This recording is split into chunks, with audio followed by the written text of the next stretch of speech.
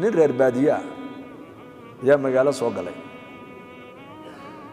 oo bukooday oo dhakhtarka la geeyay xogaha kaniin baa la soo siiyay kaniinka xumada iyo qandhada dadka reemigu daw afka laga isticmaalo ma yaqaanaan waxay yaqaanaan ay caqiidaysan yihiin wadaad u tago qardhaas u qoro qardhaas waa taqaanaan baan u malayn xirsi waa tiraahdaa bis qardhaas dadna meelahan ku xidhaan oo iska bogsadaan marka kaniinkii la soo siiyay bacyar buu ku xidhxidhay inuu isticmaalay baa la mooday maalintii dambe la wareysto lagu yidhi war bal ma ladnaato dawadii ma qaadatay haa dawadii ilaahay waa igu shaafiyey buu yidhi oo adoo cunayaba laguma arkine cunaya wax la cuna aanu ma arkine bacdi yarayd iyo wixii ku jirayba maran ku duuduubto halkana ku xidho ilaahay waa igu shaafiyey buu wallo fiirso yaqiintu waa cajiib qofku hadduu sheega yaqiin u qaata baa la yidhi walow sheegaasi haba noqdo shay aan sax ahayn ilaahay uu ku imtixaamaa manfaco baa ilaahay kuu soo dhex gelin wixii bini aadanku ay sameeyeen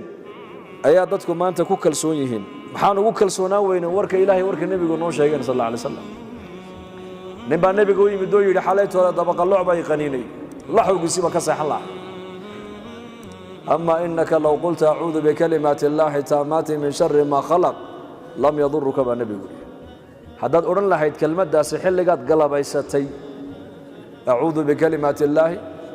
taamaati min shari intaasun haddaad odhan lahayd buu nebigu ku yidhi kumaba dhibeenba waxba kaama qaadeenba khabarka nebi maxamed uu noo sheegaayo calayhi salaatu wasalaam khabar la jarrabay maaha waa khabar yaqiiniya yaqiin waa maxay wamaa yantiqu cani ilhawa in huwa ilaa waxyun yuuxaa hal qisa may nagu soo khatimaa dadka sida loo dhiso ku khatima maahine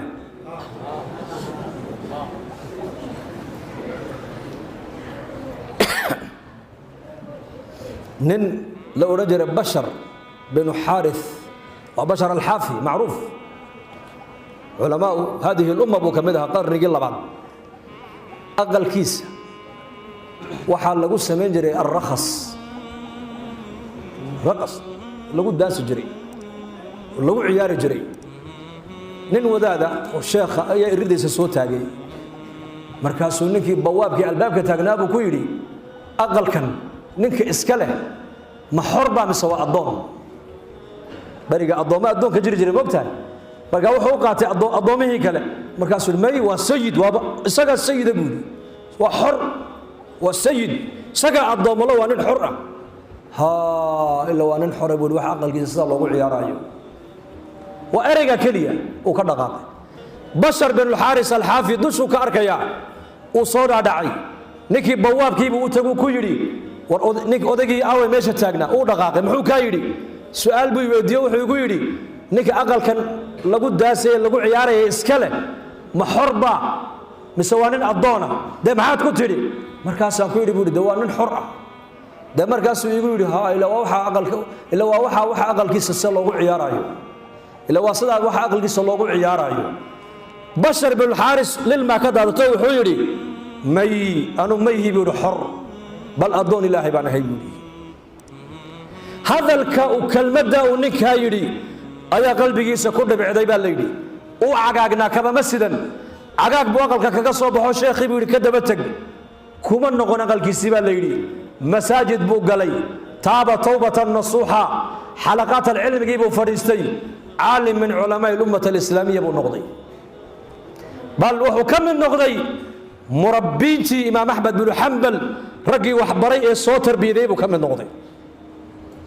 maalin maalmaha ka mid isaga laftigiisa waxa uu soo maray isagoo gaajoonaya oo maalmo dhan siduu cilmiga u dhiganayay darsiga uu ugu jiray ayaa calooshiiba iyo dhabarkiiba isku dhagay lacag yar buu haystaa wuxuu yidhi bal maanta magaalada tagoo ceesh yar soo iibso suuqa markuu soo galay ayuu arkay magacii ilaahay allah warqad ay ku qoran tahay oo halka maaragtaane masbalada meesha qashin qubka la yidhaaye xashiishku yaalla dhex taalla warqadii buu ka soo dhex qaaday baa bulaacadii saasuu ka soo saaray meel buu la yimiday biyo fiican oo daahira buu ku maydhay cadarlaha ayuu tagay lacagtu ugu talagalay inuu ceesh ku soo iibsado waa nin ahlu sufa ah طالب العلم maalmadan aan waxba cunin intuu ka booday cunadiisii cadarlaha intuu tagay buu lacagtan baan haystaaye cadar yar igaga iibi buu in yaro inta goyso maxaad ka dhigi waxba ka dhigi adigu si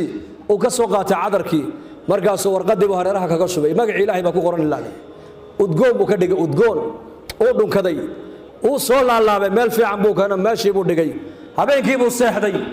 manam haatif baa ku yiri yaa bashar sidaad magacayga aad u udgoonaysiisay ayaan anaguna magacaaga ilaa qiyaamaha kor u qaadnay baa lagu yiri waa warqad magaci ilaahay ku qoran yahay imisa muslimiina maanta qalbigooda laa ilaaha illa allah baa ku qoran laakiin cid gacanta soo qabato masaajidda keenta markay waayeen istahwada calayhim ash-shaytaanu fa ansaahum dhikra allah haddii warqad la yidhi darajad baad ku heshay oo ilaa qiyaamaha kor baan ku qaadnay la yidhi muslimka dayacan haddaan gacanta soo qabanno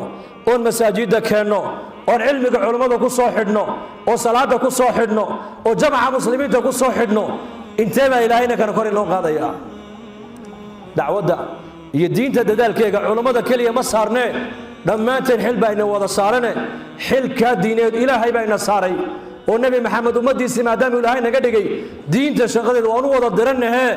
inaan diinta shaqadeeda u wada kacno wada niyooda insha allah diintu qiimay leedahay shayga qiimaha leh waxaa lagu gartaa markaad adigu aad waxa qiimaha agtaada la aad gashatid oday baa inankiisu ku yidhi aabba intaa oo sanaan masaariif ku siinaye bal maanta 1,000 shilin aabba ii keen buu ku yidhi 1,000 shilin dhididkaagaan rabaa inaan cune ku yaroo ciyaal magaalo weligii shaqo aan arkin aqalka hooyadii uu ku koray oo dhinaca baan u dhaafin markaasuu u tagay baa la yidhi hooyadii buu ku yidhi hooyo 1,000 shilin siiyo maxaad ka dhigayo anaa u baahan hooyaysi way siisay odaygii aabihii buu u geeyey intuu nin lacagta soo shaqeeyay iska dhigay buu aabbo waa tan lacagtii hoo oo ka qaado dab hortiisa ka baxayay buu 1,000 shilin ku tuuray odaygii markaasuu weliba inankiisiiba hoosta ka yar eego saasuu eegay markaasuu haddana 10 maalmood kadib buu ka yidhi bal beri toolana waan 1,000 shilin aabba waan kaa rabaa fariid baaba tahay adigu ye shaqadaaba taqaanaa 1,000 shilin ii keen hooyadii buu ku yar wareego hooyo lacag isiiyo maxaad ka dhigay abaanka way siisay hooyo moogta hooyo macaan oo keeno oo ka qaado dabkii uu haddana ku tuuray keena bul maalin muddo kadib uu haddana yidhi bal maantana aabbo fariid baaba noqotee oo u tago hooyo 1,000 shilin isiiyo war lacagta bariyahan aad iga gurto horta halkeed geysaa way runta ma ku sheega ahaa aabba igu yidhi ii soo shaqee anu shaqa ma garanaye isagaan markaa u geeyaa 1,000 shilin oo muxuu ka dhigaa odaygu lacagta wallaahi dab hortiisa ka baxayo unbuu ku tuuraa isaguna markaasay ku tiri war lacag la gubo anigu ma hayee orad magaalada u gal odayga waa mithaal yani mathal xataa tafhamu uu shaqo tagay dad markaa wuxuu arkay nimana qaldhisaya buu arkay u waraysto maalintii imsaad soo shaqaysaayo caynkaas oo 1,000 shilino uu la shaqo tago aduu wuxuu hawl soo qabanayba uu soo qabtay lacagtii hore lacagtan ma isku qiimaa markaa oo u keenay odaygii aabbo hoo markaasuu yidhi weliba hadal buu raaciyo wuxuu yidhi aabbo lacagta dabka ka ilaali dee nabiga ku sallaya markaasuu yidhi oo maxaa ku jaban buu yidhi haddaan ku tuura kuwii horeba soonigii gubayey ma may aabba tani tii hore way ka duwan tahay buu tan hee tan waa dhidid baa ku baxay buu yidhi waxaan u soo qaatay mathalkaas shaygan marka uu maal iyo wakti iyo caqli iyo dadaal iyo ragnimo ay kaa gasho ayaa qiimihiisa la gartaa nin sheekha bari qisan uga sheekeeyey wuxuu yidhi nin caalima oo ardaydu aad u jeclaayeen xerta aad u jeclay iska daa xerteen mujtamac oo dhan ba aad u jeclaa akhlaaq wanaagsan buu ilaahay siiyey taqwad baa ilaahay siiyey cilmi baa ilaahay siiyey alla ka cabsi baa ilaahay siiyey laakiin ninka wuxuu ilaahay ku hagaajiyey islaam kulul oo dabeecad adag oo markuu inta uu magaalada socdana kabihiisa inuu qaato looma ogolo masalladu ku tukanaya inuu qaato looma ogolo aqalka markuu galana islaanta ku shaqaysata dhariguu karin biyuhu dhaamin dabkuu shidi iyada dhan buu cuntada siisiin markaasay odhanaysaa magaaladu sheekh bay ku haysataaye aniga agteeda shaydaan baa tahay ii khidmay bay odhan hadal ka keeni maayo uu khidmayn uu khidmeeyaa una ma hadlo ma sheekeeyo awal aqalka gudihiisay ku dirdiran jirtay baa la yidhi markii dambe waxay ku tidhi anu haddee toola waan daale xaabada ii soo guro biyahana ceelka iga soo dhaami ceelka ninka sheekhana waa ninka magaaladu kabihiisa inuu qaato uma ogolo jacaylo iyo ixtiraam ay u qabaan markaasuu yidhi ilaahow i astur ilaa haddii la ogaado sheekhiioo xaabo guraaya oo biyihiina dhaaminaya dadka waxay odhanayaan war sheekha aqalka dhib baa ku haysatay inkaarqabtadan waa maxay sheekha dirata waa la habaarka ku dhici taabuu markaa uga baqayaayo wuxuu yidhi ilaahow miskiinta xaaska aad iiga dhigtay umulciyaalka ilaahu ha igu hoojina maanta igu astur magaaladii buu ka baxay ardaydii buu muraad yar baan leeyahay iska hadhay buuro marka xaabadii buu soo guraya dhul cilmuu tagay xaabadii buu soo guray meel buu ku ururiyey biyihii buu dhaamiyey ilaahow aniga islaantaas ilaahow islaantaayo ummadda kale ilaali buu yidhi libaax socdo unbaa u yimid oo hor fadhiistaa la yidhi sheekh xaabadiiyo quryihii buu saaray libaaxii biyihiina dhinaca kale u ka soo saaray magaaladiiba la soo maray sheekhiioo libaax wata markaasaa la yidhi awalba inuu mu'min ilaahay ku xidhan oo karaamo le waan ogeyn inuu ahaaye maantayba karaamadiisii daahirtaa la yidhi albaabkii buu hor dhigay islaantii meel bay ka qaawisto libaax bay aragtay alaabta usoo sidaa ilaahu inuu soo gelin libaaxaas ilaahu libaaxa haygu soo gelin dibaddiibuu markaa libaaxii joojistay halkii buu kaga dhaadhiciyey xaabadii biyihii libaaxuu iska socday isagaa markaa xaabadii aqalka soo geliyey biyihii buu soo geliyey markaabay ku tidhi dameerka foosha xunne maanta soo rarteen ayaa kugu caawiyey ka tegi nabiga ku salliya ina kayda kunna cadiim ilaahay baa sheegay soo maa hadda way arkaysaa indhahayga ilaahay inuu u gargaaray ninkaas maca daalika haddana ma sadaqayso waxay ku leedahay war dameer fool xumaad wata maanta xagga ka keentay iska aamusay markaa muddo yar kadib islaantii baa ka dhimatay sheekhii maadaama islaantii ka dhimatay iyadoo aanan la ogaan dhibta isaga ay ku hayso dadkii magaaladii baa isku tegey waxaa la war sheekha gabadh wanaagsan oo akhlaaq wanaagsan oo xaaskiisii hore kaloo lamida waa in loo doondoonaa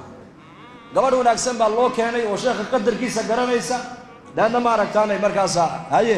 aqalkii baa loogu hooyey dee waxay tidhi way og tahay sheekhu inuu libaax soo raran jiray ma og tahay iyadna waxay leedahay sheekhu libaaxiyo wuxuu soo rari doonaa iyo ma aragtaanay libaaxii baa biyaha iyo xaabada kuu keeni doona dee markaa bedel sheekh xaabadii iyo biyihi way naga dhammaadeene markaasuu dhib male iska fadhi insha alla ilaahay baa noo keeni dooneen dhulkii buu tegay libaaxii ma iman dee markaas isagii baa markaa ay noqotay inuu xaabadiina soo guro biyihiina soo qaado markaasuu magaaladii la soo dhex maray waran inkaar qabtada sheekha aan u dhisnay ee sheekha rartay maxay ahayd oo sheekh libaaxiina may baa lagu yidhi wuxuu yidhi libaaxii islaantii hore iska lahayd buu nabiga ku salliya akhlaaqda allah hayna siiyay innaka yacni qisadaasi waxaan u soo qaatay haddii akhlaaq wanaagsan aad leedahay dadka ugu xaqle inay arkaan waa dadkee waa dadka guriga jooga caaisha radia allahu canha baa nabiga la weydiiyo oo lagu yidhi nebiga akhlaaqdiisa ka warran baa lagu yidhi aqalka markuu joogo siduu ahaa marada ka googo'day buu nebigu karkaran jiray tiri kabta ka go'dana isagaa gacantiisa ku tolani jiray neefkiisana isagaa maalan jiray annakana aqalka dhexdeeda adeeg waxaan u baahanay buu noo qaban jiray tiri laakiin salaaddu hadday gaadhay tiri caaisha nebigu salaaddu uu soo bixi jiray bay tiri ninkee baa maanta odhanaya intuu xaaskiisa ku yidhaahda iyo hablihiisa aabba bal maanta nasta anaa dhariga inii karan muu jiraa aniga maanta dhari karinta igu daaya ma dhici karto waxaaban u aragnaaba ihaano inay tahayba inuu ninku reerkiisa u khidmeeyaa uu xaaskiisa u khidmeeyaa uu ubadkiisa u khidmeeyaa uu noqdaa nin adeegayo akhlaaq wanaagsan waxaan u aragnaaba nin doqonoo islaamtu ay ka adag tahay inuu yahay khuluq akhlaaqda nabigeena calayhi salaatu wasalaam qofkii ugu horreeyey ka markhaati kacay akhlaaq wanaaggiisa waxay ahayn xaasaskii rasuulkeena u naxariis badnaa u dhibrin badnaa marka qiyamkaa wanaagsan buu nabigu mujtamaca la dhex marayay mujtamaca reer madiina